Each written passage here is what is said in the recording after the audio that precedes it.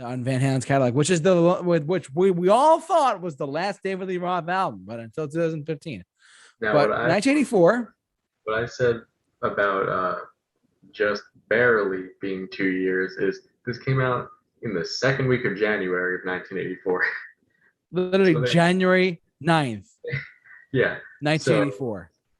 they could have just released it 2 weeks prior and had just a run of 6 albums in 6 years. You really messed that one up, didn't you, Eddie? Ah, that's all right. Wouldn't quite have worked though if they released 1984 and 1983. No, they would have had to call it 1983, unfortunately, Yeah. or something. But yeah, let's talk about 1984, shall we? Absolutely. You want to take it from here? I'll go first, sure. Quite the leap. An interesting direction indeed, an interesting album in general. I really like, everyone knows Jump. Yep. Everyone knows Panama, which is, we'll get to that in a second. I'll Wait, obviously, Hot for Teacher. Like, those are your 4 hit singles. Aside from that, though, this is probably their best selling with David Lee Roth as well. As far as, and I'm not just bringing that up here. I do know that as a fact. But I gotta say, this album personally, we'll get to the track listing in a minute, but like, what a change in like music for Eddie. Like, we'll get to Jump in a second, but like there are such interesting tracks on this record. The fact that the synthesizer got introduced, we'll get to that in a second too. But Kyle, what's your impressions of 1984, which should have come out in 1983? Love this album. Okay. It's so good. It's epic. Has the cheesy 1980s synths, which he did toy with very slightly on the previous 2 albums, but not, of course, nowhere near the extent to this. If you didn't, you'd probably even miss it in the previous 2 albums if you weren't like listening with that intention. It was very interesting, the choice to really lean into that synth sound, since they did it, all at once, pretty much seemingly out of nowhere. Yeah. Especially with such a short time between albums. But man, the intro to this album, that synth intro, is so epic. Going right into Jump, oh my god, it kills it. It's fun. Has some of their biggest hits of all time. It's probably their most radio-friendly album, at least of the David Lee Roth era. Yes. We'll say that. But man, it's so good. Even the album cover, iconic. If this debut album set up what the 80s would become, this album just personified the 80s. It is such a fun album, complete with cheesy synths that only held up because the songs are so fun. If you were to put that synth in a song today, it would probably sound like garbage. Yes. So, yeah. Wow. Well, let's get into some track listing, shall we? All right. So, I'm gonna, for those like I said, for those who are listening to us, the instrumental 1984 synthesizer intro, which is really cool. Jump, Panama, Top, freaking Jimmy, Drop Dead Legs. Wow, I actually forgot how good this was. Hot for Teacher, which again another incredible drumming. If you're a drummer, you want to look up to this song. Yeah, Alex finally got the shine on that. Thank God. I'll Wait. Like, great track in general. Girl Gone Bad and House of Pain. Oh, all right. You, I'll share my thoughts. You go first. But yeah, what's your take on 1984's track listing? All right. Jump. One of the all-time greats. Such a good way to start the album, coupled with the intro. Panama is one of the all-time best songs ever written. It is like the driving song. Like when you're driving and Panama comes on, That's it. That's just the song. Which Family Guy even had a whole episode based around that. I don't know if you saw that, but it's hysterical. Uh, Yeah. Top Jimmy and Drop Dead Legs. The only thing I have with this album is the last two songs I don't care for. Oh, If it ended it with I'll Wait, I would have been okay.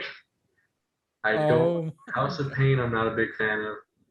Girl Gone right. Bad, it's like, and but man, everything before that just hits so hard. And Hot for Teacher, that drum intro is one of the most iconic drum parts of all time. And it finally got to show off. Everyone already knew, oh yeah, Eddie Van Halen's an incredible guitar player. David Lee Roth is, fantastic frontman, vocalist. We finally got to see like some true like center stage drumming. And again, fun. This album brought back the fun. Whereas Diver Down felt so bland and boring, this album brought back fun. I completely agree with that. I mean, where to begin? Let's start from the top, actually. Let's go from the beginning. 1984. I feel like, to be honest, I feel like everyone plays Jump on the radio because it was the number one hit single. Yeah. But I feel like personally, radio stations should play 1984 before Jump, anyways. Like they just should. I think it's just that people have short attention spans, unfortunately.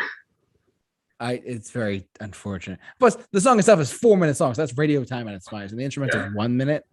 So that's I mean, on XM is one thing, but FM radio definitely not.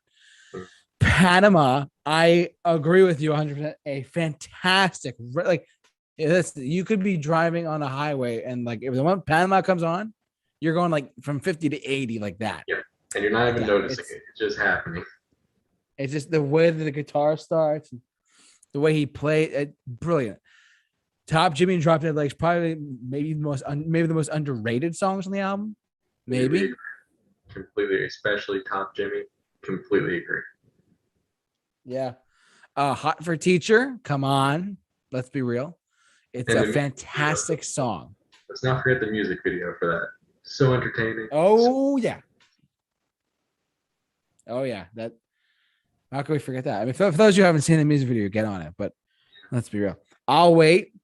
Which I didn't know. The co-wrote with Michael McDonald, apparently. That's pretty interesting. I did not know that. Very. I didn't know that. Yeah, I didn't know that either. Very telling of that song. I think out of everything is very telling of what was to come on the subsequent albums coming forward. Yes. With Sammy Hagar. We'll get to that in a second.